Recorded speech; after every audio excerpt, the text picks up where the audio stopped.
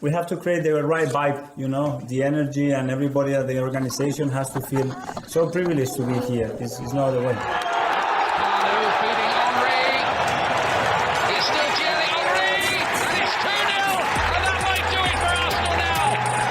Thanks for listening to the Purely Arsenal podcast. Please follow us on Twitter at PurelyArsenalFP for all the latest Arsenal podcasts. Welcome to the sit down at the Purely Arsenal podcast. We're back with a bang, and I've got Neil Shah with me. How you doing, Neil?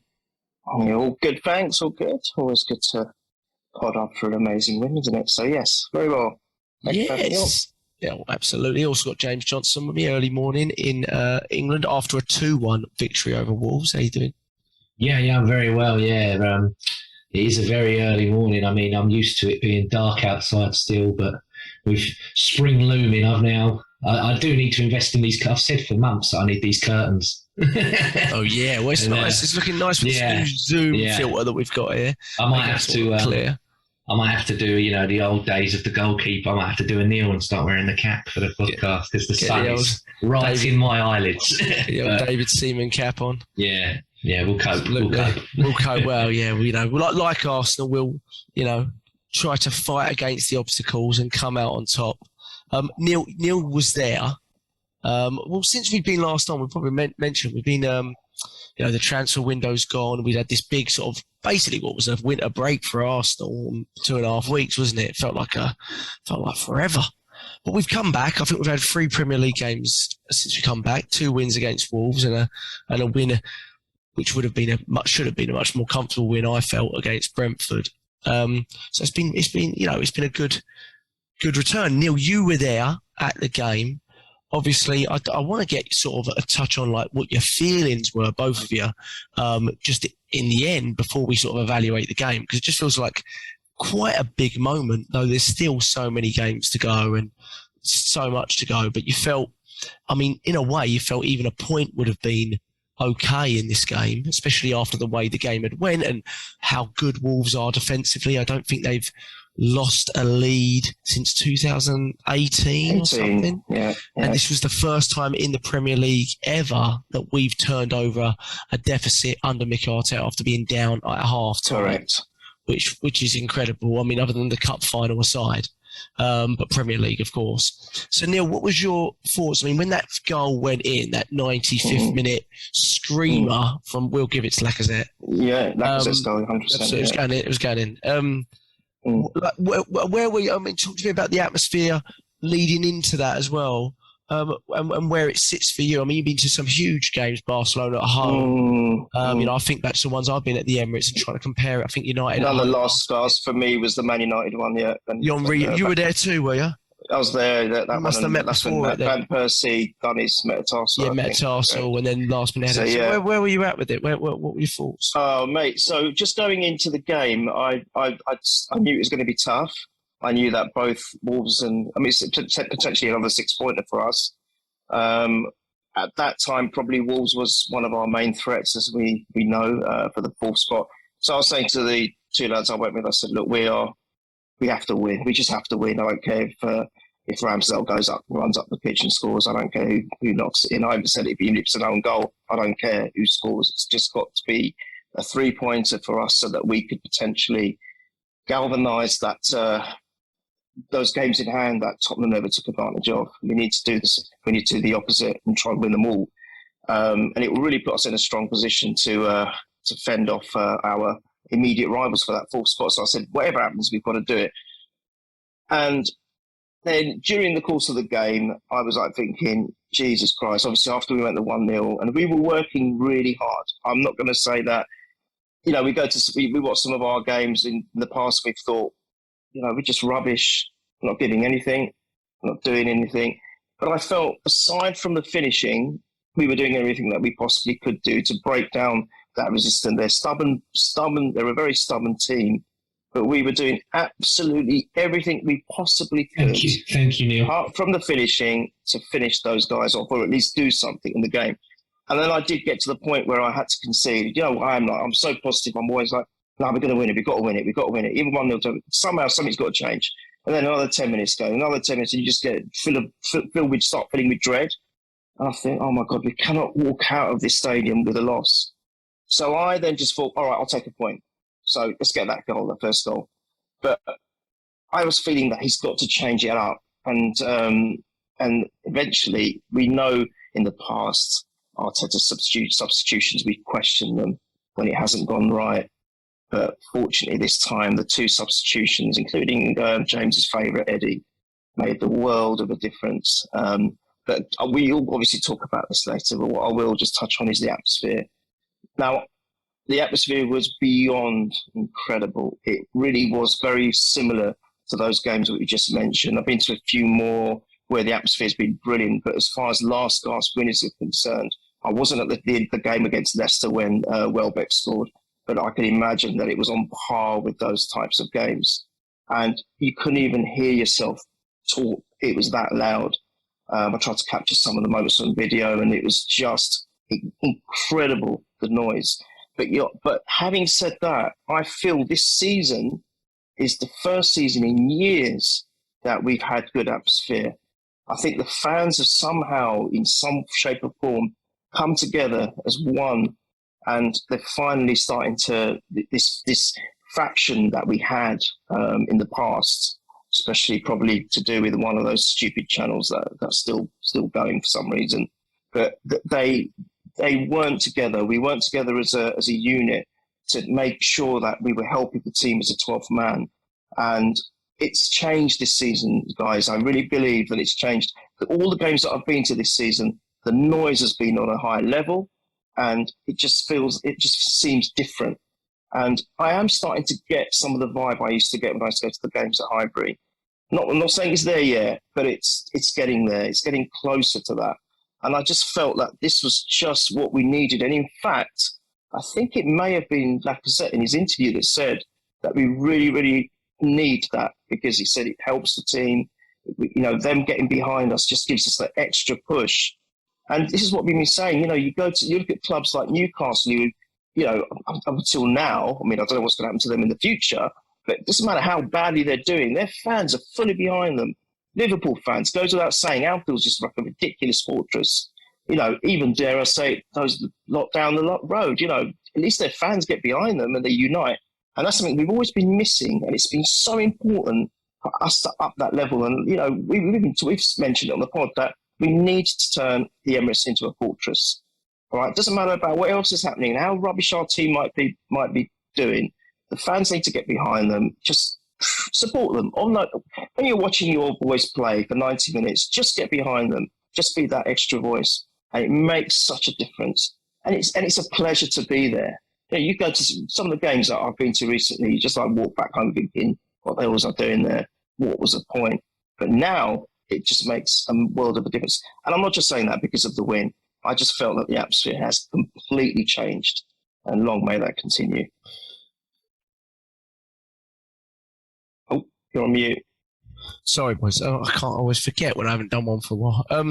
You make some great points there with the because obviously I'm so far away, but you get a sense of it not from social media, but what you're hearing from the ground and people going into the ground and chatting about being in the stadium on a week-by-week basis. I think it's multifaceted, James. Do you? I think the reason being, we've been very critical of Mikel Arteta, but personally, I've never believed in him as much as I do now.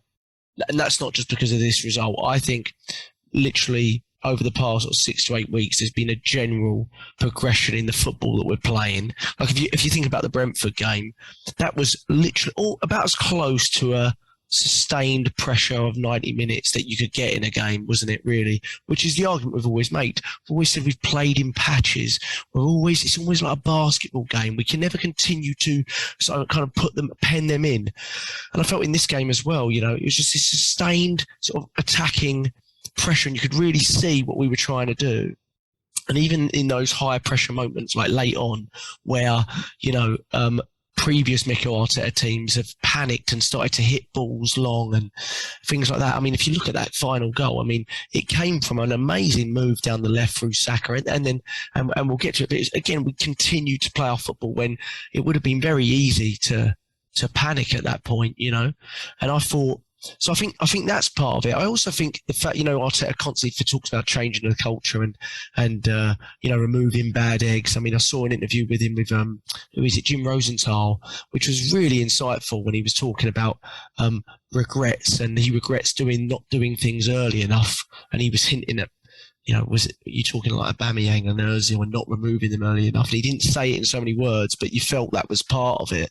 And he's starting to. I mean, I think we can all get behind these players, right? There's no players really in this first team squad that we're really upset with the attitude of. Even someone like Xhaka that we've criticised for, it's not been his attitude on the pitch. It's been like just brain dead moments and silly stuff he's been doing off the pitch and comments he's making and stuff like that. But on the pitch, and same with Lacazette, right? I mean, you could argue Aubameyang, Lacazette, but attitude-wise, Lacazette's almost the profile you want of an experienced player, attitude-wise. I mean, there's not many experienced players that have played in the Champions League that can sit on the bench for 8 weeks because of a youngster and not say a word about it, which he did in the early part of Arteta's reign. So I think what Neil's saying, I kind of feel is, the players, the cultural change, but also the fact that maybe we're starting to believe in this process a little bit more. James, what are your thoughts? I'm starting to feel quite positive. I don't want to go overboard because I've, been hit with it in the past, but I am starting to really see the build of Mikel Arteta's team. No, I 100% agree. This was absolutely years ago. I did a management seminar, very basic management seminar in terms of football that I got sent to do. This was when I was more so trying to break into my media stuff. This was about 15, maybe 2016. And it was a former football manager in there. And he said that the key component to everything that I do is based on 3 E's. He said energy, enthusiasm, and environment. And I'm like, I don't know if Mikel Arteta had the same management seminar or whatever, but I'm like, I think those 3 things are something that he's completely changed and brought in. You talk about the players, Jack. A couple of seasons back, when that lineup went out, I'll freely admit some of them, and I don't, I never, even when I'm on here, I never try and single out a player and, abuse or, be overly critical of a player, nasty to a player. I just say what I think based on what they've done, and I go, not him, he's not for me. I've never really turned into a player. And you look at the lineup now, when it comes out, you go, well, I like him, I can trust it. Even Xhaka to an extent, you're like, well, Lokonga's coming through, but he's not there yet, and he's really good when he plays with Partey and everything. So that side of things, 100%. His substitutions, when they first went up, I'm like, oh my God, what's going on? But we've always said that his in-game management and sometimes tactically, he's lacking. But he went 3-5-2 there. He completely, not seen that from us, 3-5-2. I've seen maybe a 3-4-3 or, the 5 at the back and everything. But he went, no, I'm going to go 3-5-2. And, I might be going ahead of myself. So if I am, wrap me up. But an 18-minute cameo from Pepe was man of the match for me. I know you could have had so many different ones, but Pepe changed that game completely. And Neil, I really appreciate what you've said there earlier, because, right, as soon as we did what we did, I was like, I don't want to, but I'm going to flick on the Twitters and everything else like that, and I'm going to see some of these journos, and they're going to go, well, it's only Wolves. I'm like, hang on a sec, you have been emptying Kleenex after Kleenex after Kleenex about Wolves. They've got the second best defence in the league. Oh, look at that Bruno Lage, whatever his name is. He's been so good. And you know what? Last year, they did the double over us under Nuno. They're a better side now than they were under Nuno, and we've done the double over them. So that, to me, shows a small hint of progress. A small hint of progress. I was very, very impressed with that result. And yeah, it did feel absolutely massive. My problem now is that we've got a 10-day break going into our next game, because I think momentum is so massive. If you remember, and rightfully or wrongly, that game against them lot down the road, we called it off, rightfully or wrongly. I know people have got their, that's a debate for a different day. And then we had a huge break. We went into that Liverpool second leg completely undercooked and everything else, lost it, went to Nottingham Forest, again, completely. So, Watford, I'm not overly concerned. I'll be freely admit that I'm not overly concerned. But what does concern me is how are we going to get a good react? For me, I'm like, I would want to play a game this weekend after that the other night, just because I think the momentum is so important. But we have got, it's not like we've got big breaks anymore after this one. So hopefully we just keep going and going and going. But like you said, don't get carried away, because I look at it now and I think if you finish anything 6th or lower, then there's got to be a conversation about him. And I don't want that conversation to happen. For as much as I've spoken and everything else before, I've always said, out of any manager that's been at Arsenal, and I haven't had many in my lifetime, but this one, I really want to do well. I'd love for Mikel Arteta to slap me in the face and show me what I thought he was after we beat Chelsea in that cup final. After he beat Chelsea in that cup final, I thought he was the Messiah. I thought he could walk on water. He was all singing and dancing. So if he can get me back to that, I'll be well impressed, because even if we finish 5th, right, if it's Man United that finish above us, I was sort of expecting that at the start of the year. And to be looking at Man United on paper, they should be finishing above us with what they have. But if we finish below them lot in the current state that they're in, that to me indicates that we've had a complete, total collapse. And I'm like, if we have that, then that's got to come down to something that he's done. Because I'm like, the players to the extent get you through, but it's what you've conveyed to them. So I'm like, yeah, anything 6th or below, I think there's got to be. I don't think he will get sacked, but I'm like, there's got to be a convo if it gets to that stage. Because got to be the new contract conversation at least. Well, yeah, because I'm like, that would indicate a monumental collapse if we do that. Monumental. Yeah.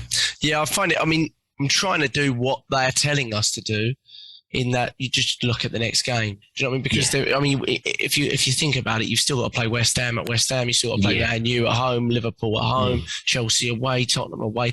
There's a lot of big games, and we've got harder running. The break, Jack, at the moment. That's that's what I see what you mean. But you know what?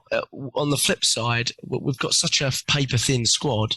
I look at Smith Rowe being out and Tomiyasu being out, and I go, well, an extra 6 or 7 days may do them good. I'm not saying necessarily that they'd start with that performance anyway, but you do look at it, and when you look at our bench yesterday, as good as the subs were, it takes 1 or 2 injuries for us to basically have kids that have never played in the first team before on the bench, right? And that's not knocking them. That's just showing how thin we are there. And obviously, we'll touch maybe briefly on what happened there in the transfer window. But it's definitely left us with little room for manoeuvring and adjusting, isn't it? But I think we make a good point there I think he's just raising the standards, Mikel Arteta. And I think Cedric's the epitome of that, really, in the last few games, because what happens is sometimes when you raise the standards to a certain level, when a player comes in, they realise they can't let these guys down anymore. Do you know what I mean? When Cedric used to come in before, it was a mismatch. You play him left back. It was haphazard. We didn't really have a system for him to drop into. Now he knows that even though this isn't his shirt, he can't let the guys around him down, because everyone's raised the standard within the team. That's why they've got the shirt. And he's been really good, by the way, for someone that I've in the past gone. I don't think he's really. You consider how great Tomiyasu has been. He's completely changed how we view right backs, in the sense of he's not up and down, he's not whipping in and all that. He's very conservative with how he plays, but when he does do something, you're just like, yes, like, you know, he doesn't have to show off or anything. You just know Tommy Ass, like we used to say about Monreal, Tommy Asu's there, 7 or 8 out of 10 from him. We just move on. You know, very just solid type of player. And no, but Cedric has been absolutely brilliant in these few games that he's fielded. I've been really impressed. Yeah. No, I think you make really good points on it. But let's go to the game a little bit. I'm gonna have you guys chat, and I'll go quickly check on my kid that I think has just woken up. But I'll go to you, Neil.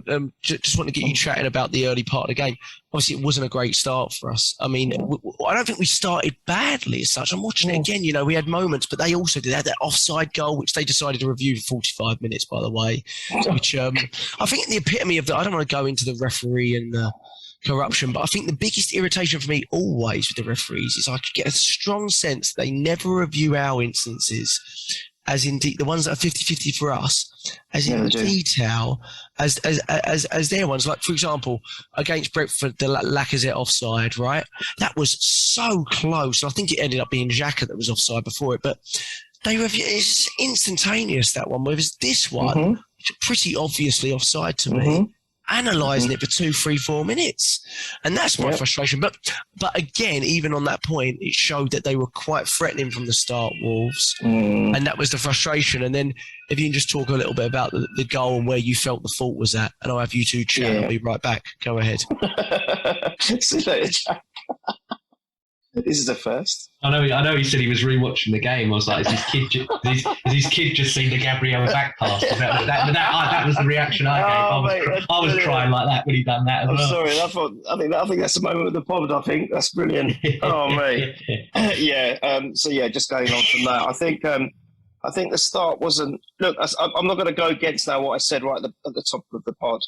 I still feel that although we were struggling to find something at the other end, at the top end of the park, we were doing as well as we could everywhere else, apart from probably the little blip at the start. Now, the goal, I mean, I think it's a mad moment for Gabriel, just a mad moment where that back pass failed him. And, you know, their player, to be fair, it's Chan, isn't it? He was very, very quick. He was very, very quick to latch onto it, very fast, very sharp. And I still think it was a well-taken goal despite the error from Gabriel.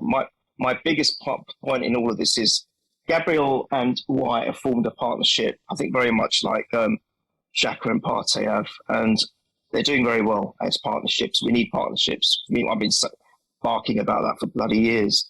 And I think they're doing very well. And it would have been very sad talking about the break if things hadn't gone our way, if it had been solely down to that mistake by Gabriel that we ended up losing 1-0, don't know what that would have done to Gabriel's mentality, because at the moment, he's doing, apart from that, one thing, he's doing so well with Ben White. Let's not forget Ben White. And I think that may have been detrimental for our progress for the rest of the season. And thankfully, it meant that now he can walk away and not worry about it. So I think that in that sense, from a mental point of view, thank God that the result was turned on its head from what it was. But I think I don't want to be overcritical of him. I think he's been fantastic. I think he's been solid. I think for the rest of the game, him and White, you know, all right, they didn't probably pose as much of a threat as we did, because we had 26 or 7 shots. Off, you know, I don't know, not on target, but at least we were trying at the other end. And they had about 6 or 7, I think. But we were giving warning signs. They had that offside goal. There was 2 other chances where, wow, how close was it? One of them, we were literally on that end, and we thought, holy shit, that missed by a whisker. Just clipped Ramsdale's leg. It was the goal scorer off Wayne. Good player. So he was. Made himself big, and he saved it with his groin. Weird thing was, it was a good save, but I think he might have pushed it closer to the goal in a way. He deflected closer. But I'm just saying, I think the goal that they scored, it was still well taken. You know, as much of a fault we've got to say to Gabriel, I think also that was a good goal because he was quick. He was fast to see that. He took his he took that moment of opportunism. He's a good player, Neil. And it was a good finish. They signed him in January, didn't they? I don't know if they've signed him permanently because I think he's been on loan. Yeah, Leipzig, I thought that was the deal that they did in January.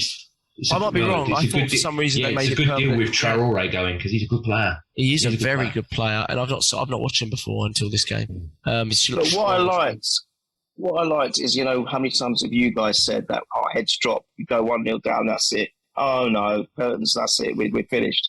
But I think it was so early on in the game. My God, 10 minutes was it? It was so early on. Yeah. And I thought, well, all right. And the fact that we just carried on with the same system of just getting at them, just keep on their heels, bang, bang, bang, bang, bang. The only thing that I did find a little frustrating, wasn't too much of it as much as the Burnley games. We kept trying the aerials at times. I thought it's not working with these bigger, more physical sides. It just does not work because they're always going to win that ball, probably 99% of the time. I said, play at feet, kick the ball on the ground, do those fancy moves that we know that you're so accustomed to and comfortable with. Just keep it on. But I think we did less of it than we did against Burnley. So in that way, I was pleased. But yeah, I mean, it was a mistake. But hopefully now he can just forget about it and make sure he learns from it, and that's it. Yeah, some people argued that Ramsdale might have been at fault there too, but I actually think you got to credit him a little bit because, I mean, what he could have done was, let's say, for example, Leno against Wolves last year. Do you know what I mean? Which was a different type of incident, but he takes that player out there. He's probably getting red carded. Well, with us, he probably definitely is. So that slight hesitation that he had is probably because he knows he's not. I think he was always going to be second to that ball anyway. So I don't think we can put fault in. Maybe credit him for not taking the player out, to be honest. But a little bit, yeah, it's a poor one, isn't it, from Gabriel? He doesn't look. It's like he doesn't look, does he? It's a poor pass anyway, but he doesn't really look for the danger that's coming in around him. It's just a bit sloppy. He did start the game a bit sloppy, didn't he, Gabriel? The beauty of that, though, is I think we've said that more about Ben White this season.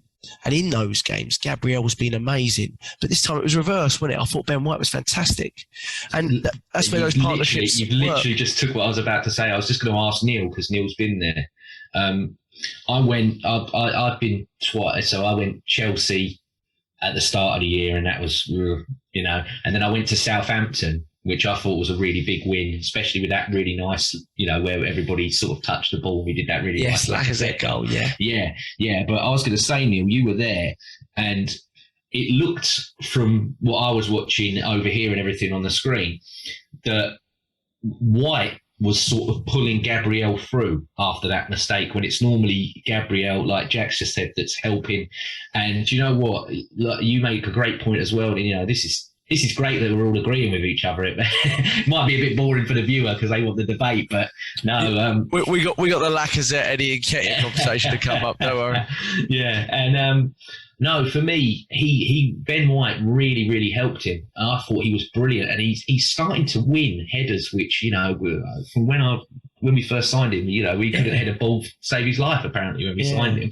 So that's really improved. Like, his leap and everything is earlier, and he's getting up there and stuff. But no, he really helped Gabriel. And then second half, Gabriel, they had that chance with Neto. They should have got, we should have got a corner at one stage. I can't remember the spell of play that happened. But yeah, he made a block from that Neto shot towards the end. Yeah, and he was cussing because he was like, that's a corner, that's a corner. Ref didn't give it. He's useless anyway, Atkinson. Let's be brutally honest. He's one.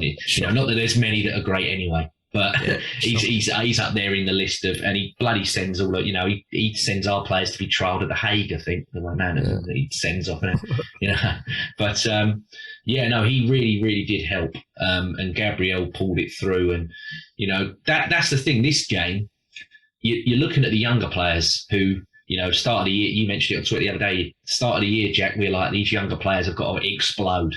Not, people go, oh, wait for them to bang. They can't bang. They got to explode. Yeah, we said minimum 3 of them, didn't we? Really? And this game, it was more so what we want to see, where the mature players pull. Party was excellent. That second half, I'll say it with chest.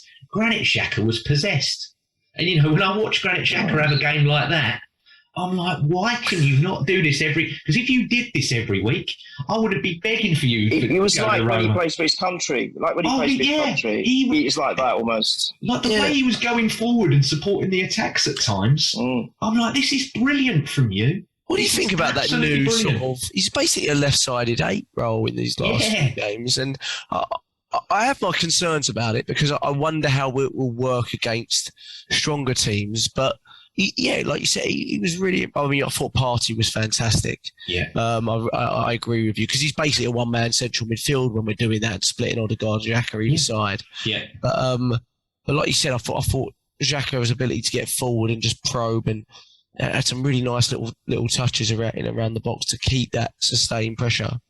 I think it's quite impressive from Arteta because we've always felt he's very reluctant to release the handbrake, if you like, and I'm quite impressed by. I think maybe he trusts his team more now. Maybe that's what it is.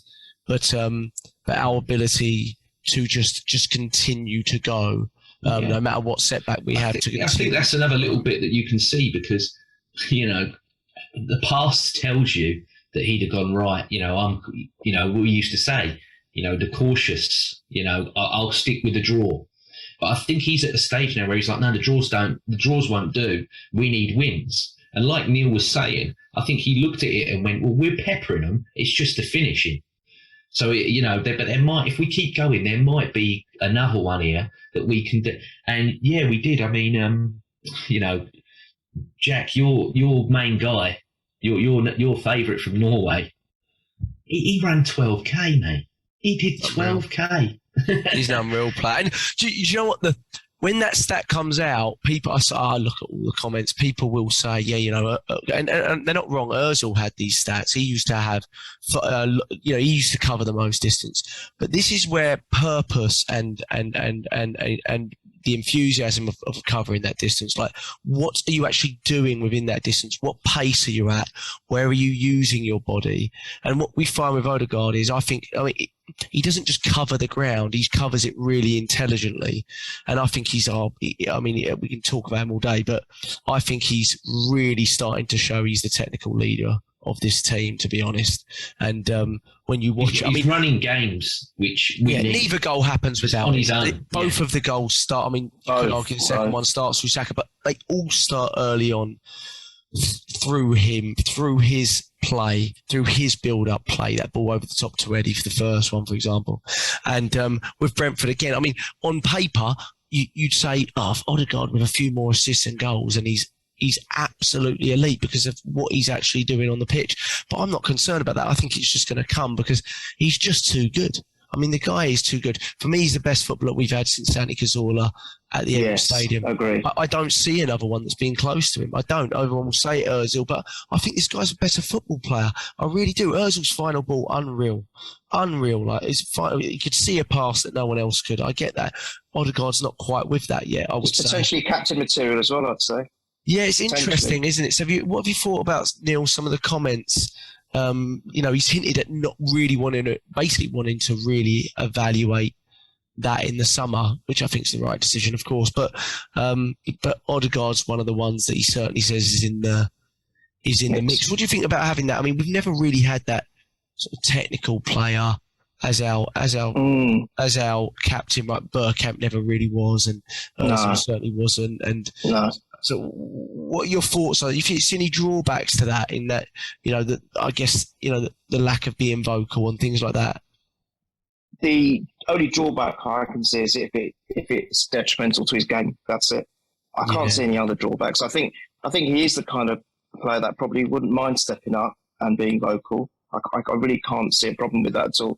I just feel that if that pressure of being captain then starts having effects on his gameplay, which we don't want, because as you just mentioned there, for me, he's the brains of the team. And I'm saying that with the utmost respect to all the other players, all of them. But he, for me, is the brains of the team. If you look at the team as a human body, he's the brains. Because, what he does is just incredible. He's one of these players that, for me, I say, I love this player, I love that player. But he's one that is growing on me more so, game by game. Every time I see him, I think, Jesus Christ, this guy's becoming one of those players which you can see, like you said, Jack, he could potentially become. The world's his oyster. It really is, especially if he stays at Arsenal for a long period. The world's his oyster. He could. I'd never want to say anyone's going to get anywhere near Bergkamp's shoes, but he could be up there.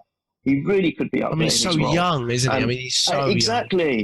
Young. Yeah, he's a lot younger than when Bergkamp started smashing it for us. I'm sure he is. I think Bergkamp was more mid to late 20s. Was like mid-20s, 25, 26. He'd been at Inter, Ajax. I mean, I know this guy's been at Real Madrid, but he's only 23, isn't he? 22, 23? Yeah, I think so. Yeah. I think so. You don't sign for Real Madrid at 15 unless you've got something. And you know what's interesting there? Even when he was 15. So he must have had some glimpses at 15 that made people go, wow. Yeah. We'd all heard of him, right? I mean, when they signed him, it was the whiz kid. So he's had that. That's quite hard, isn't it, to have that huge belief in you and you've never really fulfilled it yet. But what was really interesting, I always look at the club's comments when a player leaves. And if you look at the club's comments when like Ceballos leaves, or even Kovacic to a certain degree, there wasn't really a lot of fans. They were like, yeah, whatever. But there was a lot of fans kind of having a go at Odegaard and the club, which told me that they're not happy about it. They're not happy this guy's going. We talked about it. The way Ancelotti come out and was like, well, hang on a sec. No, this is a club. We need money. And the club have decided he's a sellable asset. He was distant. He was like, don't blame me. It wasn't me, it's not me that's done it. We got him at a steal, guys. I mean, Jesus Christ, for the player he is. And the money. I was calling out for Maddison for 60 million. We get the money for 30. I don't care about Maddison anymore. The money these days at Football Commands, I mean, it's ridiculous. As I said before, he costs less than Iwobi. I mean, come on. Yeah. Really, it's amazing. And just in terms of captaincy, I mean, you know me, right? Look, I favoured Tierney at one point, and I still kind of have him in the mix. I wouldn't mind even, I know this goes completely against the grain of how I am about where a captain should sit. I've always said it's got to either be someone at the back, central defender preferably, or maybe a midfielder. I mean, look, Vieira was great at it, somewhere like that. But even Ramsdale for me would be in the picture. But I think the four players for me that would probably be a good captain would be the likes of Gabriel, because people worried about his language, the language barrier. But I think he's been there long at the club now. Even if it doesn't even happen now and it happens in, from the start of next season, I'm sure by then he's going to get to a level where he can communicate. I bet he speaks better English than Kane now.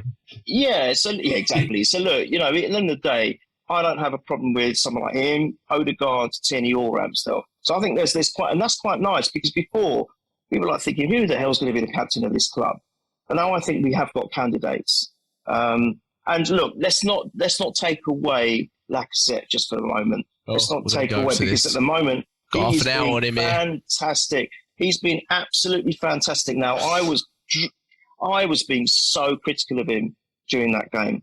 Did you want him subbed? Come on. Yes. There we go. Okay. Yes, I did. Okay. Yes, I did. As well. I did. No. Look, not because of his lack of effort. No way. Because his effort, you cannot question. As a captain, for me, he's fulfilling his role. He was geeing up the crowd at the other end of the pitch at one point. I remember at the corner flag. He was geeing up the crowd. Yes, he was doing that, and that's what you want to see in a captain. Aubameyang has never shown me that. Never in a million years. Whatever Aubameyang was, for me, Lacazette is the complete opposite. So for me, as a captain, he fulfills his role with aplomb. No problem. My worry was, is he going to run out of steam? Because he is struggling with a 90-minute game, especially one of high intensity as the one against Wolves, right? The other thing was, I just felt every time we got an opportunity, and we did provide the front players with opportunities, it just felt like there was just too many feet going on. He just got into a mess and a muddle, and it all looked very confusing, and he just wasn't able to finish off, or at least give the goalkeeper some work to do from any of those opportunities. And I felt that he hasn't scored for a while. I think it's since Boxing Day he hadn't scored, and I thought he's just not got the confidence to finish a move off. He's just lacking confidence. And I thought, look, I've always said, as much as I like a player, for me, the interest of the club is bigger. And I thought, we need to win this game. At that point, as I said to you, we need to get a draw. We need to get a point at least. And I thought, we need to make a change. I was actually surprised at the substitutes. All right, now with hindsight, they worked brilliantly. But I thought, you're taking Martinelli off and you're bringing Eddie Nketiah on. I just thought, what the hell? But yeah, for me, Lacazette at the moment as a captain, it's 10 out of 10. 10 out of 10, that's for me. Yeah. Yeah, and well, there you go. That's he's going to get a 3-year contract, and he's been a captain till he's 34. So that's the end of that one.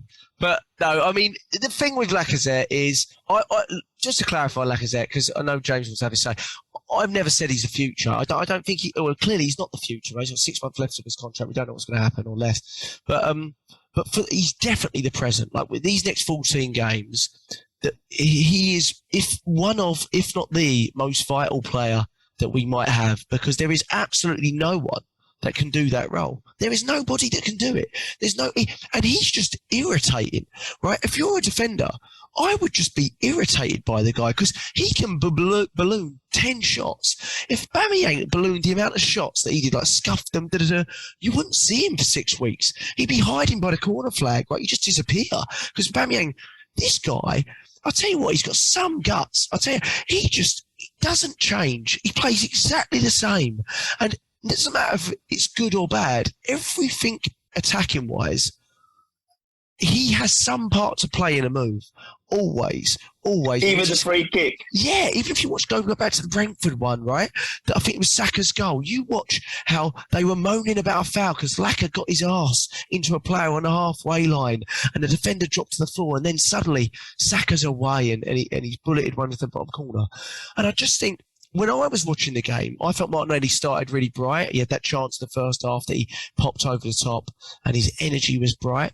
But I did feel like his energy kind of wavered, or his influence on the game wavered a little bit. Whereas, although Lacazette, all we kept doing was go, oh, just finish one, Lacazette, please. Like, can't get his feet out, puts it wide, hits it into the goalkeeper. But I was like, but everything is literally going through. One of them's got to go in at some point because everything's going through him. And I feel like, for years, certainly the last 12 months, every time Aubameyang had a game like this, which was rare in the last 12 months, people would say, at least he's getting in the position. That's important for Aubameyang because a lot of the time, he wouldn't even get in that position to get a chance, right? With Lacazette, I think he had 8 shots yesterday. He had 8 shots, 47 touches of the ball, which is a ludicrous amount for a central striker. Lukaku had 7 in one game the other day. So, I mean, he's so involved. And like you said, for captain-wise, experienced player-wise, we all talk about like leadership letting us down, like these experienced players letting us down. I think his attitude throughout his Arsenal career, considering how up and down it's been with being in and out of the first team, has been pretty exemplary, to be honest. I don't remember him ever kicking up a fuss when he was being dropped for Eddie Nketiah at an age where Eddie Nketiah hadn't played in the Premier League, basically, and he was being dropped for like 8 weeks on a trot for Eddie Nketiah. And all these fitness issues that people moan about Lacazette, I mean, I think I saw him run about 30 yards with the ball yesterday in about the 75th minute. I mean, it's amazing what fitness will do when you play a player every week from the start. And I'm a little bit sad that it seems like he's finally found his place in this squad, and it's probably all coming to an end pretty soon. But I'll tell you what, I won't be sad if he plays like that for the next 14 games because we'll get to where we want to get to. And James, the question I've got for you is, most of the time when people are coming to the end of their contract, you get the idea they're coming to the end of their contract. Do you sense that with Lacazette? Do you sense that he knows he's moving on? Or do you sense it's still very much up in the air? Because you don't get that from his performance, do you? I think it's up in the air. I really do. I think that Mikel is looking at it and he's going, if I'm going to sign in the summer, I really, ideally, only want to sign 1 striker. He could potentially need to sign 3 because you've got to replace him, you've got to replace Eddie, and we still need to replace Aubameyang going. And he's like, I don't want to buy. It's hard to find 1 striker that is, we're going to have to throw down a premium to get, because we need one. We still need one.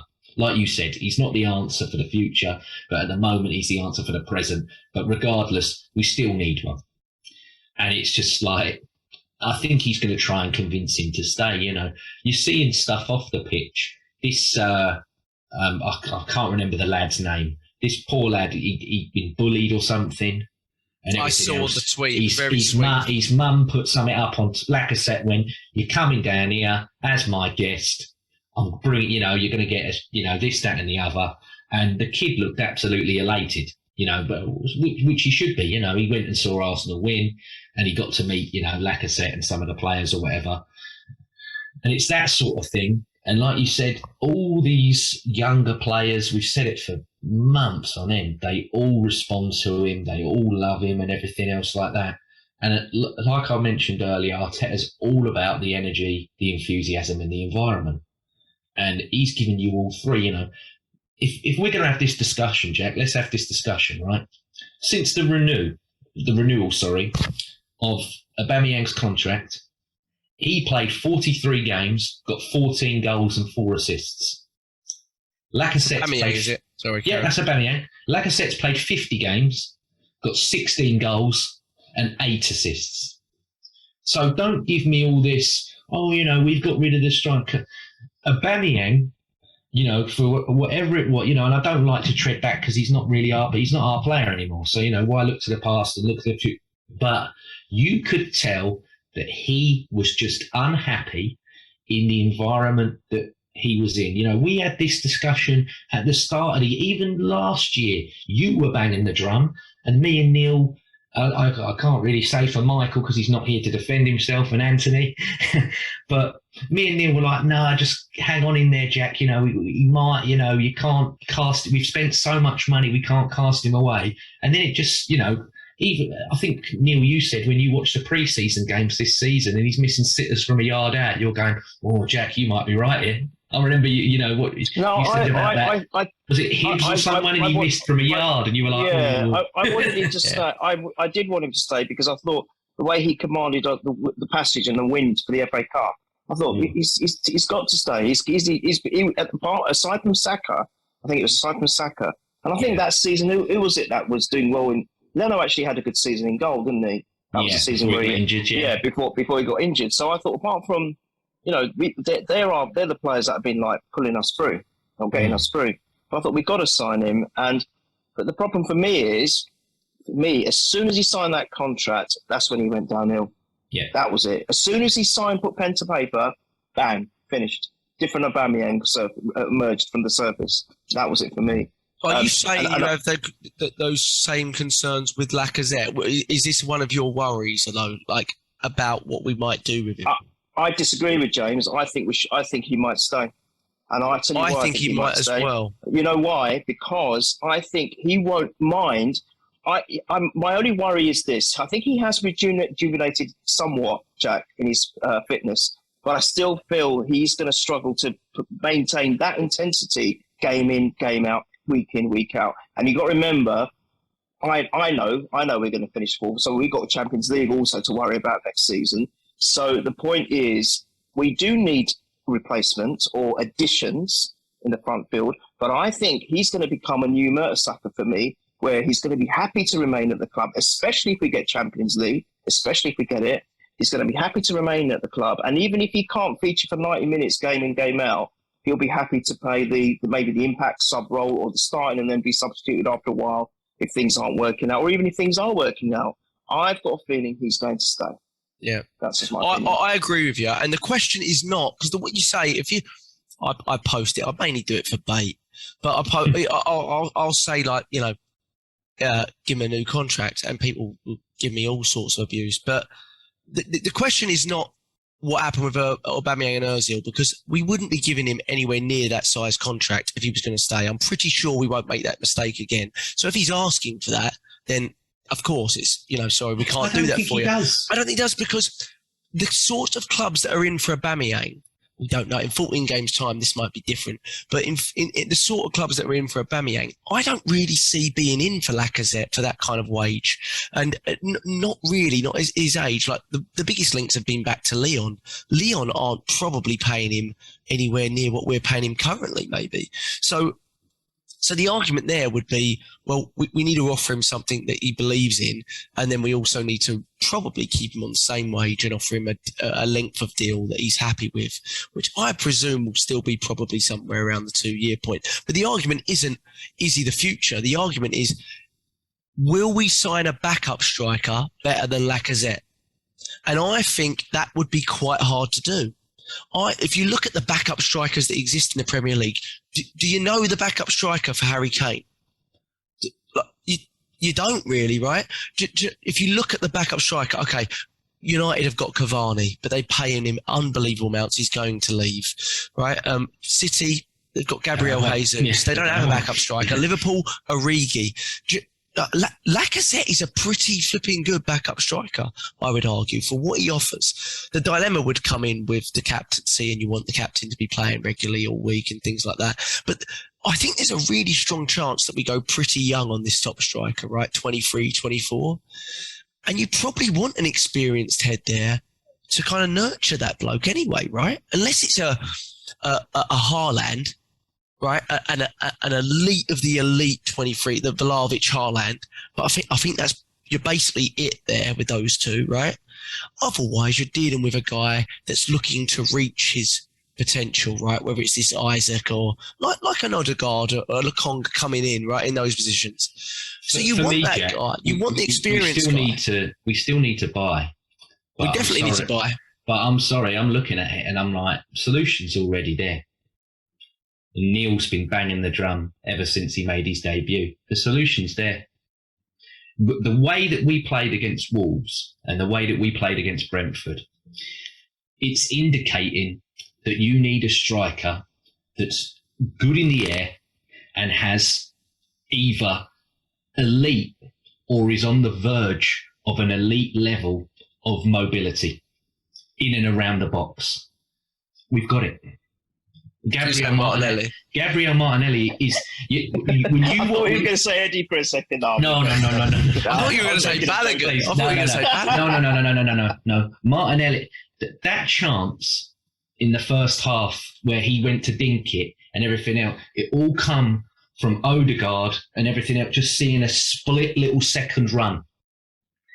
And I'm telling you, before the end of the season, I want to see him, and I know Lacazette's been amazing and everything else, and I'm not even as a starter, but I would like if Lacazette was to go off, and then, okay, we're going to bring a Pepe or a Smith Rowe in the wide position, because Martinelli, I'm going to put you down the middle.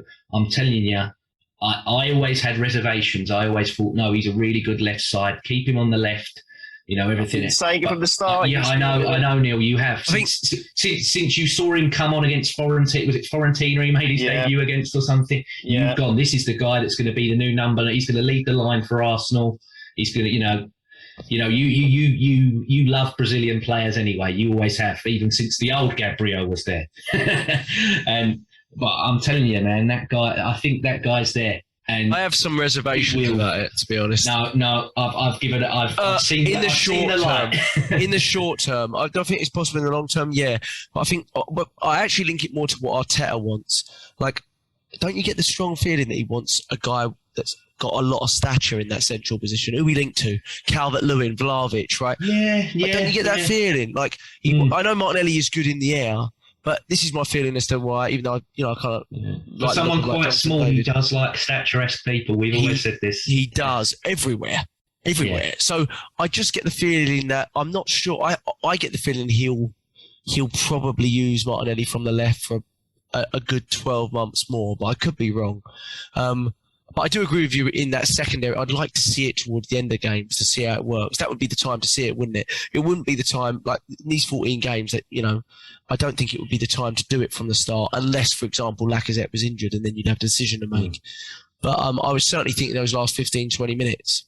But in saying that, James, I mean, Eddie Nketiah, full credit to him, because I thought that was probably, in a long time, his best performance I've seen in the Premier League. From him. I mean, he was massively involved for Pepe's goal.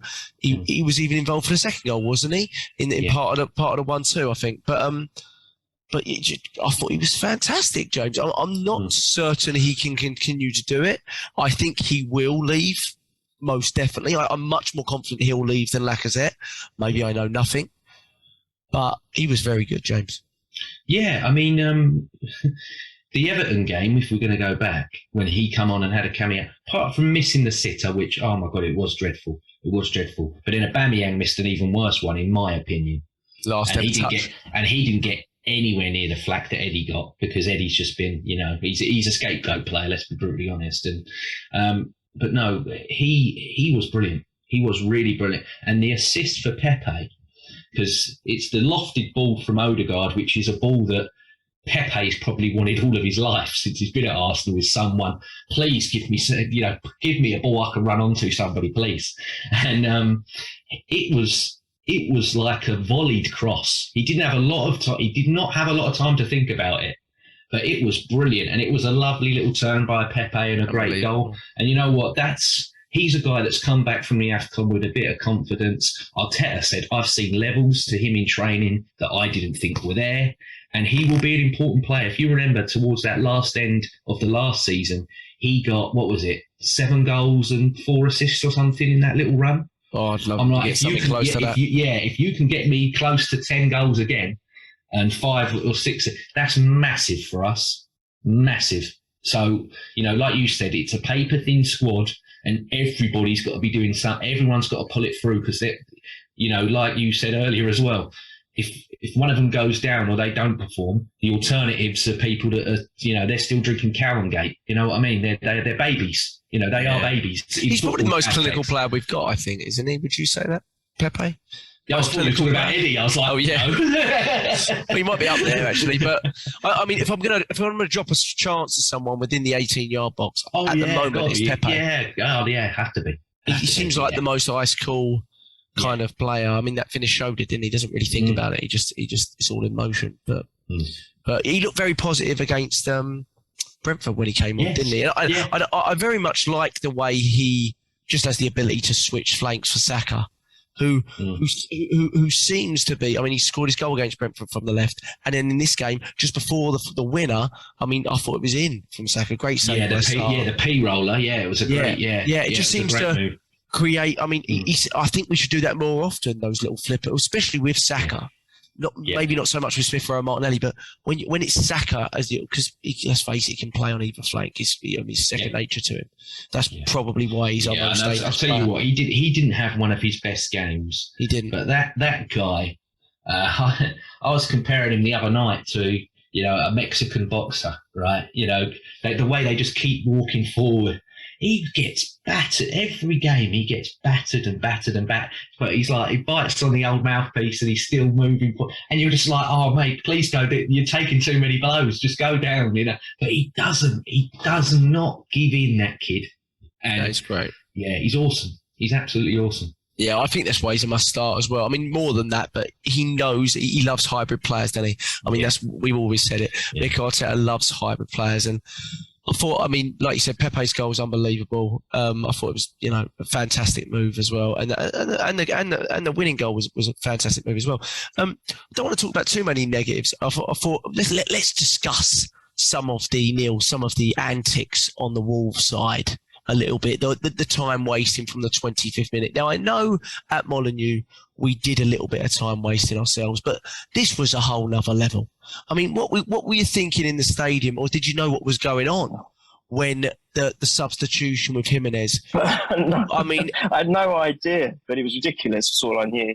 It was ridiculous. Unbelievable. It was just what the hell were they trying to prove? I mean, at the end of the day, it was good because it backfired on them, didn't it? We got those 6 minutes and we scored literally 95th going on to the 96th minute. So tough luck for them. It didn't work out. They were trying to do all this time wasting malarkey. But I saw that from their goalkeeper right at the start of the game anyway. So they were doing it. How many times has our players been carded for any form of time wasting? And I was thinking, that goalkeeper's done it about 8 times now, and you're still not pulling a card out. I mean, it was ridiculous. There was one point where, on our side, where he was with a defender, and they were almost like deciding, well, do you want to take it or not? And it felt so deliberate, because they were 1-0 up at the time, and it felt so goddamn deliberate. I thought, ref, now's the time to pull a card out and caution one of them, or especially the goalkeeper. No, nothing. And, the crowds were reacting to that, which is good to see. But I just thought, mate, what are you doing? And then the manager went on air afterwards, and he kind of apologised. I guess it's my fault. They got the numbering wrong or something, or he changed his mind at the last minute and all that rubbish. Yeah. blah, blah, blah. I never meant to cause any problems or anything. But he kind of took it on the chest a little bit, which I thought, well, fair play to you. But at the end of the day, you still were not in control of, or the referees weren't in control of that, I felt. I thought he should have been a bit more sort of stronger about it and just said, oi, get off the pitch. You're off. Yeah. Stop messing around. And I thought that was just a load of baloney. And, you know, if we hadn't have done what we've done, it would have been more of a talking point. But actually, it worked in our favour. So I'm not going to worry too much into about the background, it. of course. Exactly. Jimenez was embarrassing, though. Really embarrassing, I thought. He tried to go off the other side, then he just stood there on the pitch and folded his arms. I mean, to be honest, you're talking about double yellows at one instant. I mean, to me, that's a lot worse than what you're giving Martinelli's one for 2 weeks. That was ridiculous. Well, it's because there's no real recollection of it ever happening, is there? So, while separately as incidents, they may be both a little bit naive of Martinelli. But, I mean, that's the whole point. Sorry, Jack, that's not right. That's not right. I thought, look, if I know it's been said already because we didn't podcast about this game, but the point is, he did not know. There's no way in the world he could have known he was booked for the first one. Exactly. That's the point of he was in a flow. He was in the flow of a movement, which has all happened within 10 seconds or less. Ridiculous. How the hell are you going to know you're booked? I think, yes, it was very reckless of him, both. You know, if you're disruptive to throw in, you're going to get yellow carded, and that foul probably warranted a yellow card. I'm not disagreeing that they're two isolated yellow cards, but the point is the referee did not make it clear to him that he was booked for the first one. And why is it always seems to be our team that suffer these, you know, unique one-off moments? Yeah, exactly. How many times has that happened before where 2 yellows have been given to the same player within like 8 seconds? I mean, I personally have never seen it. Someone posted a video from the Irish League in 2012. They went, here you go. And I was like, yeah, so there you go. Where is it? Like, where is the... And people say, well, maybe those instances don't come up, but we had it right there. I mean, the guy literally got booked and refused to walk off the field, stood there, folded his arms. I mean... Neil, I don't know if you... get a second yellow. I don't know if you've watched it, you know, highlights or anything back. Jack, you might be able to speak better on it. There was a moment in the second half where Connor Cody progressed through, and I can't remember who it was. But they did like Xhaka does, where they just sort of turned. You know how like Xhaka turns and then he draws a foul in, and sometimes you're like, oh, for God's sake, Xhaka, why are you doing that? Because it gives them a chance to reset. But it was a really clever little move to break the play, and it was sort of. You could see why it was given as a foul, but it was quite soft. Are you talking about the one when Cody went mad? That's it. That's the point. So that's actually the way that he was. He dropped multiple C bombs. Yeah. He was calling the ref at the. You know, he was calling him a W word. Yes, that was Ben White. He was screaming at him, and I'm like, if that's an Arsenal player, I'm like, it's guarded. Yeah, stop swearing. You know, cut that out. You know. So and they were really close. I mean, Amazon's coverage. I've got to, you know, for an organisation that's very, you know, I don't want to get too political on a football podcast, but their football coverage is really good. I'm like, the more Premier League they get, the better, because they're really showing up Sky and BT, especially over here. Yeah, they're showing them up. They're really showing them up, and they were very close. And I could hear, you don't need to be a lip reader anyway. And to be fair, he's a Scouser, so it's going to cut. They're normally quite loud. I've never met a quiet one. Let's be fair. I've never met a Scouser that's quiet. But yeah, I'm like, you know, from what I've read, you know, and everyone goes on about these rules with that Martinelli card, dissent since I believe 2013 was when they were like, we're clamping down on dissent because we need to have, you know, kids that are coming through. We've got to show them, you know, like rugby. In rugby, and I hate rugby, I can't stand it. You know, anyone can kick a ball over the post. It's underneath. That's the skill. Thank you very much. But they're like, you've got to respect the refs. You've got to have more respect. Yeah, they do as well, a lot more. And he called him literally every swear word in the book at least 4 or 5 times. Well, and he didn't say anything to him. No, again, it's inconsistencies. But Ben White, I mean, you saw the one where Ben White, I think, tripped Neves, was it? Yeah. And which obviously in hindsight looks hilarious. Looks hilarious. But he was the one with that decision too. And the reason Cody was so annoyed was, I don't think he was contacted, Ben White, but they were through. I mean, they were like 3-on-1. Yeah. And it was a really poor pass from Ben White as well. So as good as Ben White was, I remember seeing that moment and being like, Oh God! Thank God they called a free kick because it was like they were through. Do you know what I mean?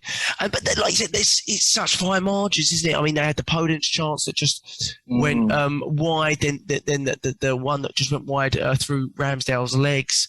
But overall, I mean, Lacazette had more shots than their whole team. I mean, we deserve to win the game, no question about it.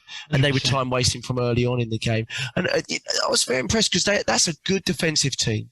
Very good defensive team. Sorry, Jack, can you rewind that? Did you say we deserved it overall? Oh, I think we deserved it. Do you want to tell Paul Ince that? Do you want to tell Paul Ince that? Oh, saw him. What's up with him? He used to play for Wolves, didn't he? Salty He used to play for Wolves, didn't he? Yeah. Well, he's worried that man you went out and get fourth, isn't he?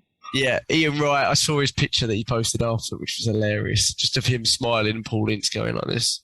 Yeah, which was pretty funny because you could tell Wright was like, no, they definitely deserve to win the game, Paul. Well, I don't think they did. And I was like, no, I didn't think so. I mean, there was only one team playing in that game after the first goal, to be honest. But they caught us a couple of times on the break. But I liked how much we were willing to go for it. You know, at 1-1, even myself, who wanted to win the game before, went, you know what, I'll take the 1-1. I'll take the 1-1. But like Neil makes a good point. You say the 9-day break is frustrating. You know, you want to play again. Imagine if we hadn't won that game, how frustrating it would be.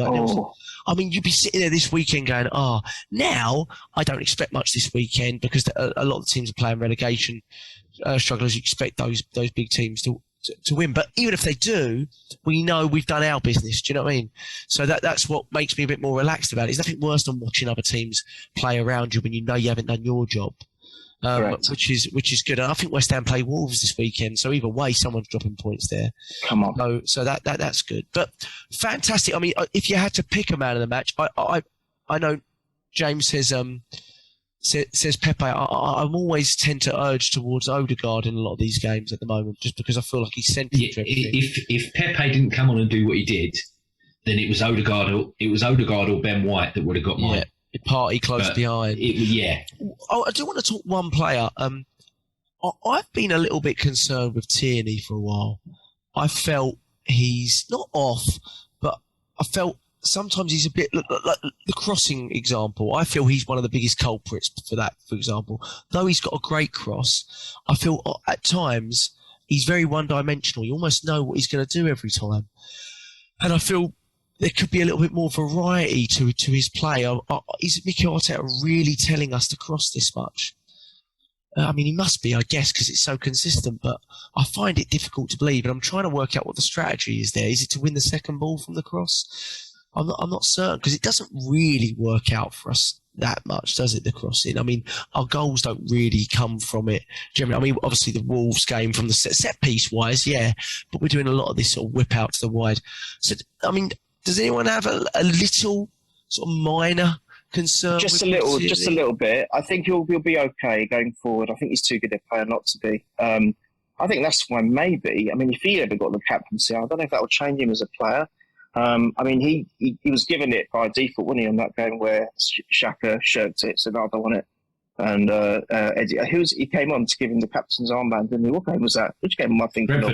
Guys, help me. Yeah, exactly. Yeah. So I think what I'd like to see more of Tierney is that what he did when he scored that goal in the snow. I can't remember who that was against. Remember that move? West Brom.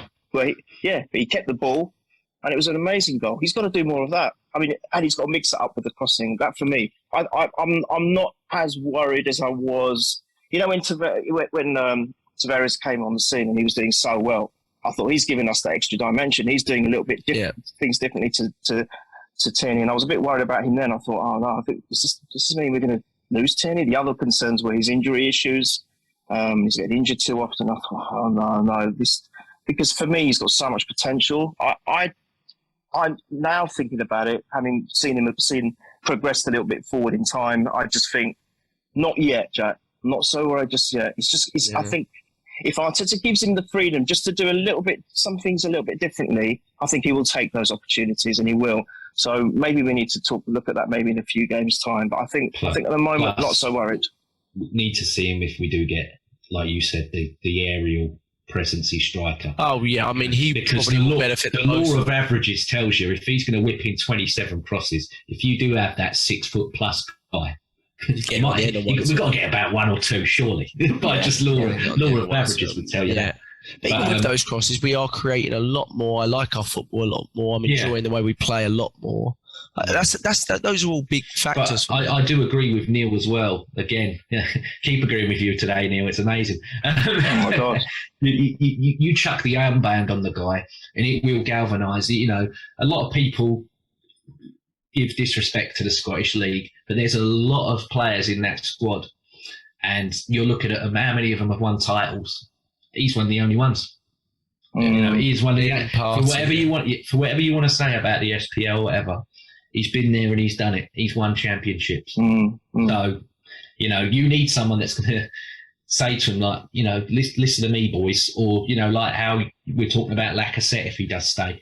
You know, and I'm not in favour of strikers normally being captains, but I think if he does stay, then you've got to keep it going with him, because he's, like I said earlier, he's doing stuff on and off the pitch. Yeah, I think at that point the vice would be an important thing to a point, wouldn't it? Right? Don't do this whole 5 captain thing. Yeah. If you have Lacazette for another season, you need to definitively say this is the second. Give us one, and a vice. I don't want and a this. vice, like the old days. Don't give me the old. You know, we've got a captain in each flipping area of the pitch kind of thing. But it is nice, you know. Like I said earlier, the break is annoying from looking at the previous, but it is nice from the point of view of that we can sit back today and just enjoy and, you know, see what happens. You know, we don't have to do much hard work other than sit back and, you know, them lot down the road. It's not a gimme, because Leeds are fighting for their lives. They're going to get. I was watching them the other week, and I'm like, you're going to get sucked in. You and Everton are sucked. You're going to get sucked in here. Yeah, it looks worrying for Leeds, doesn't it? You know, ever since Weghorst come in at Burnley, he's sort of turning them around. And I'm like, you're in this, whether you like to admit it. You are, you know, not that Bielsa. I think he can speak English. He just chooses not to, because he's, you know, he knows what media over here are like. No, I'm with that. That's probably. I'm like, he can't be bothered. Yeah, he's like, I'm not getting involved with you lot, because about what happened with the Spygate and all that, you know, the way they it would be. Through. Personally, I think it would be hilarious if Everton with Lampard or Newcastle, of course, went down. Oh yeah, 100%. Either one of them. That's not that game. That game's not a gimme, because they're fighting for their lives, and you know, it's the, you know, people are going to me about how much of a shock them lot down the road is. Behave yourself. They are the 2 dogs humping in the road principle. I don't know if you've ever heard of that in psychology. You know, when you're driving your car, you see 2 dogs at the side of the road, you go, oh, look at that, look at these 2 dogs, oh my God. But you keep going every day and you keep seeing it, you're just like, oh, you know, second nature, they're always like that. That is that lot down the road. They've been like this all my life.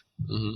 It's not a shock that they're falling, you know, it's crumbling and a manager wants to go and he's slagging them off and everything. The hope is that he doesn't reinvigorate him, because, I mean, Conte is known for turning things around at almost everywhere he goes. So that's the frustrating thing. But like you said, you know, the more they can not gain momentum, the more he's quite toxic. The media are begging for Man United to appoint a decent manager so they can fall in love with him again, because they've loved Spurs for the last 5 to 6 years, and now that's looking like that's going down the pan. They're like, oh, we need to get back to loving Man United again. Yeah. You know, where do you think we stand at the moment? Tokens are still quite high, but you know. Yeah, well, they've always remembered them from their success 30 years before everything, and now they're successful again. But where do you think we stand in the top 4? I gave us very little chance when the transfer window ended, not because I felt any of those players should have been starting, and I didn't disagree with a lot of the sales at all, really. In fact, all the big name sales that Mikel Arteta has made, basically, I've agreed with.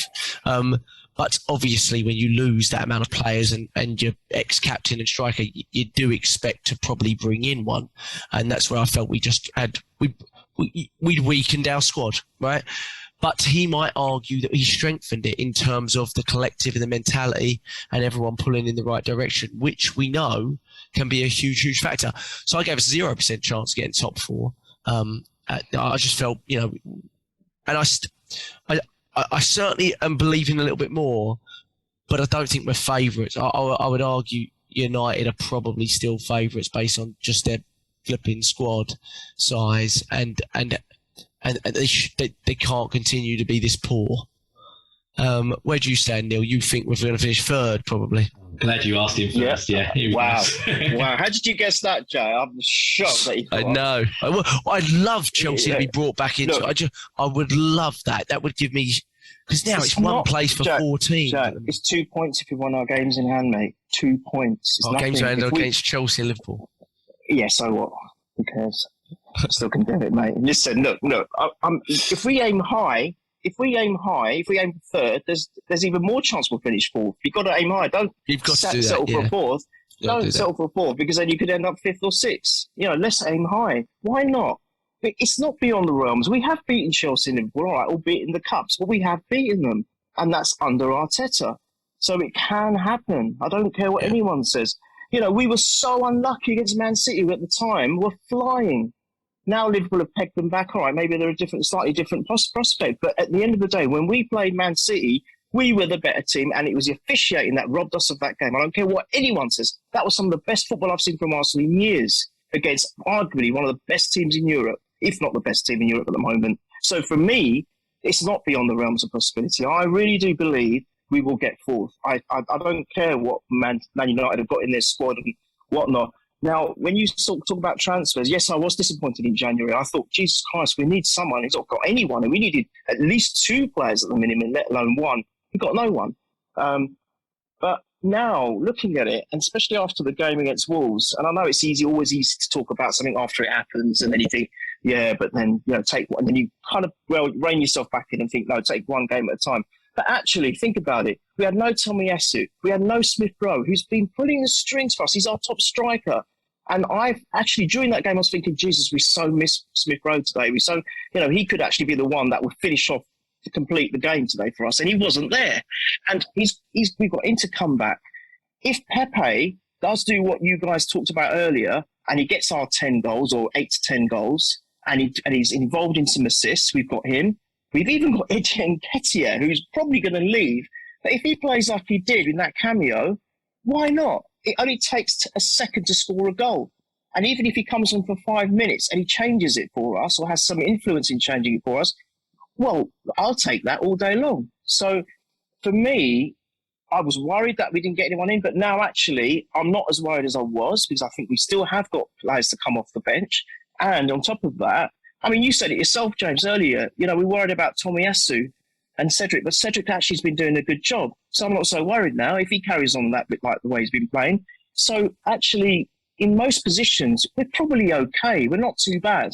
And I feel that, all we've got to do is just carry on with this ethos, and we're going to give ourselves every chance. And then come the summer, we've got more time to think about who we really want to get in and who we need in the summer. The summer for me has always been a better position and a better time to get players in, because halfway through the season, there's not many players who, especially if they're doing well in their club, not really going to want to move. Not halfway through the season.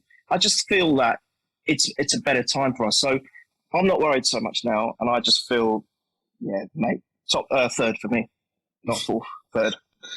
Right. If we have our best 11, then I'm talking about the proper, no injuries, everything, fingers crossed, touching with everything else. Our best 11, I'm confident enough, can give Chelsea a game.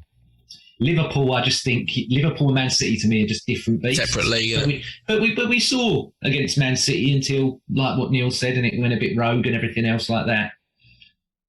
We gave them a game, and that's all I want. I know that at the moment we're not in the position to win the league, which hurts me. It pains me to say it, but I look at who we are. I look at where we are and not who we are at the moment. That's how I view things on this club, and I'm like Chelsea.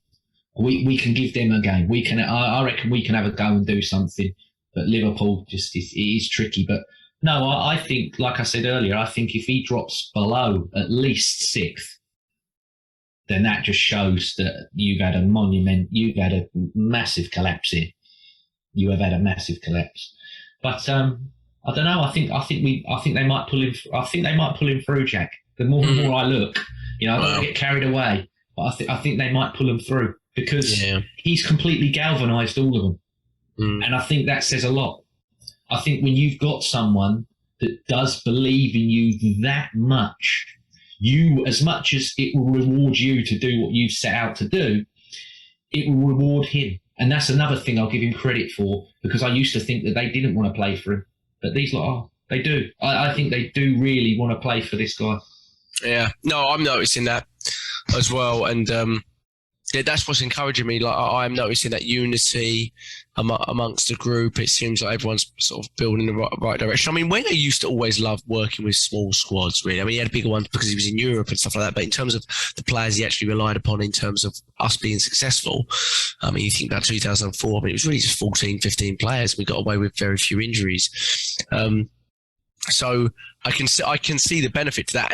And on the flip side, you've got to be a little bit encouraged that we didn't go out and just purchase for the sake of purchasing, right? The argument there would be, well, could you have got in a 6-month loan that could have helped us goal-wise? But, you know, they may not wanted to do that. You know, they may not have.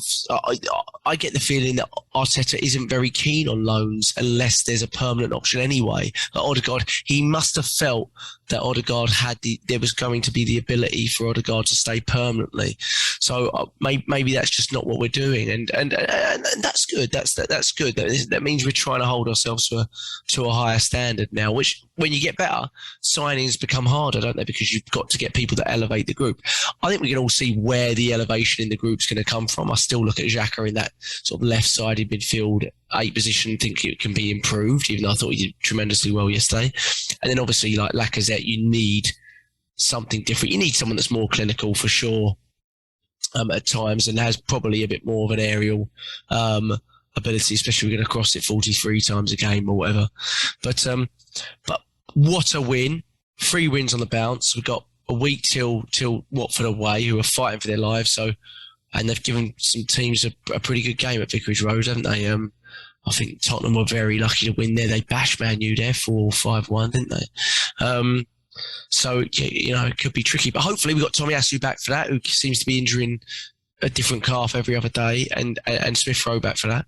And it gives us a little bit more options. You know, it's nice to have those few more options. So 14 games to go.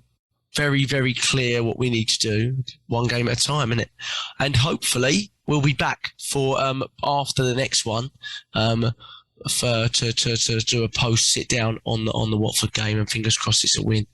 So Neil, James, anything left to say? Are we all good? Predictions, mate. Yeah, I was just about to say, do you want to do predictions for Watford? Sorry, yeah, God, it's been so long, hasn't it? Predictions for Watford. Is it Saturday or Sunday next week? Sunday. Yeah, Neil, prediction. 6 a.m. for me. Yeah, I was going to say early start for you, I'm afraid. That's all right. I'll be up at 6. 4-1s are tough, but Neil, Watford away, prediction, goal scorer. 2-0 away, and Smith Rowe. 2-0 Smith Rowe. James, what about you? Yeah, I'm going to go for 3-1. And I'm going to say Saka. Saka's a safe bet. Saka. Okay, I'll go, we've got a win. I'll go 2-1. I'll go 2-1 Lacazette. And I agree. I think we need half a dozen goals from him coming at some point. You know, this season we can really do with that. We definitely don't want your central striker to get no goals. So, and he knows that. You heard him in the interview. He knows he needs to improve in that area. So, I'll back him. Can I just say one thing? I forgot to mention. You know, talking about the atmosphere very, very quickly. What else struck me on that was different to even the other ones that I've been to this season, was after the game, the fans were buoyant for ages. I mean, I haven't seen this in years. I'm talking about when I used to start singing off in tubes and be a bit of a thug. And I remember, you know, all on the tubes on the way back, even in you come out of the stadium itself and in the concourse, the I heard this, yeah, and all this. Oh my God! And it will never get old. It will never get old. It doesn't matter. We just beat Wolves last class, and they'd given us all the stick for celebrating the game before. The main thing we were singing was Tottenham songs about them being battered everywhere they go, and I just loved it. I thought, and it just because it's not the content of the song; it's the fact that the fans are so buoyant, and you know, I'm not joking. All the way from the stadium to the station, and then in the station, singing, and I haven't seen that for years. So come on. Yeah, It's coming back. It's coming back. I'm seeing it. I mean, he talks about that connection with the club and the fans, and he's definitely bringing that back to, like you said, the Highbury days. It's feeling like that, and we're starting to maybe build a bit more of a fortress at the Emirates, which we haven't had for a long time, but which is really good. You want to come over next season, mate, when it's all done up. That was interesting, wasn't it? It'd be completely different to how you're an Emirate, yeah. I don't know if it'll be anything like your Magic one that he built over there, but there's rumours that we're doing a pre-season game over here, isn't there, in that stadium? So I'll be getting tickets for that. I want to go see what Stan's built over here, and then it's probably make our place look like it needs $1 billion investment. Spaceship, isn't it, over there? How many times have you watched the celebration to the Lacazette or own goal? How many times have you watched? I've watched it about 20 times just to see what happened. The one with the Titanic music. Unbelievable. One thing I'll add as well, and I would still like Ruben Neves to sign for Arsenal because I love that guy. I think that guy would be a game changer. But when Ramsdale ran out the goal right at the end, right where he was, in his face. He does this little pump, doesn't he? Pump. I'm like, you are a provocateur, but I love it. I'm like, I love it. Well, he gets a kick out of it, and it makes him play better. Rightfully so, you know. If you're going to give it, be prepared that if it don't go your way, you're getting it back. Yeah, I'm loving the little comments from Lacazette on social media and stuff like that. How's that for a celebration and all this sort of stuff? They obviously see it. They read it. Tierney alluded to as much. He's like, we know what was being said. We'll that's why we're going to deal with it. Try to deal with it on the pitch and stuff. But it's good, isn't it? You're starting to get that siege mentality of people against us, and you know whether it's the referees or other teams commenting, trying to be relevant. That's when we were at our best. We had all of that. I was just about to say that's when we were at our best. Yeah, even before I was really in this world. We had that where we got docked the points for the brawl at Old Trafford. 1991. Still won, pulled it through. All that with right at the beginning, Arsene Who, and it weren't full blown racism, or but it was tinged there a bit. They didn't like first foreign coach, all that. Didn't like this Frenchman coming in here showing them all up how to do it. This is a British game for British people. That lot. Yeah. Clotted cream. Yeah, all that sort of stuff. Yeah, I know what you mean. But yes, I've watched it again. I really liked Gabriel's celebration actually, because you could tell he was just like relieved, and even when Lacazette went away, who was the guy that fell on the floor? Was that Odegaard? He was just like, because he ran 12k. Yeah, he was like, I know I'm in the lead and I'm going to finish it off. Well, again, I mean, Odegaard, a team player, much like Lacazette, but he played a big role in the goal, didn't he? I mean, he kept the play going, and they were sitting deeper and deeper. It was amazing, really. It was a fantastic game. One of those that I would have loved to be at. Pulls the strings like a tampon thief, mate, that bloke, as they say. Even Arteta's celebration, everyone's celebration is brilliant. Yeah, it's great. I mean, I love the old bench count. I think Arteta straight away after the second wedding started doing the old time watching either to wind them up or to say, I think that's the game now, guys. That's it. Where's that whistle, ref? Where's that whistle? That was brilliant. I love the old bench cams, especially when you've won. I love watching the bench cams. It's brilliant, isn't it? So I'll tell you what, you're going to have some, no matter what happens on that Amazon Prime doc, you're going to have some interesting stuff to watch back, aren't we? When is that out? Is it next? I presume it comes out in summer, doesn't it? Because that's when. I'll tell you what, I don't know what he laces, like what Neil's got in his ears in. But old Stuyvenberg, he gets up and all that. He gets a bit carried on. But they never fall. You know how we used to say about never falls out. Giroud, the gel, regardless of how he heads the ball, the hair doesn't shift. I'll tell you what, he's got something in them AirPods, mate. They do not. I get when I go to work in London.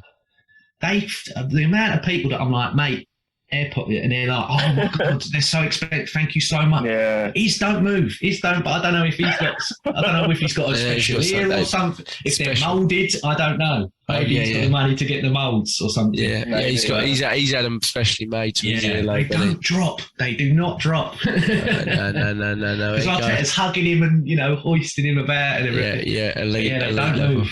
They don't move. It was a fantastic night. Very jealous of Neil being there. My brother gave his ticket away because he thought I was doing a deal, and I went, you're an idiot. You're an idiot. Oh, you got a ticket for like nothing, and you gave it away. I wouldn't be giving that away. Especially, I mean, there's a real chance here with stuff. It might not happen, but we're in it. We're in it. And John still brings we're going to get relegated. So let's not talk about that. Oh well, now he's on the old. I told you about Arteta, even though I back the manager, but I don't go and watch him. Yeah, okay.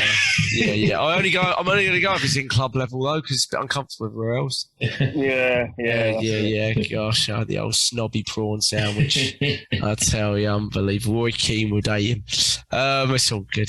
You've got to get him on. You have to. The interactions on Twitter. It's hard enough getting him to respond to a text. It's too funny. I tell you what, he's going to be the next Prime Minister where he's going. He's so busy.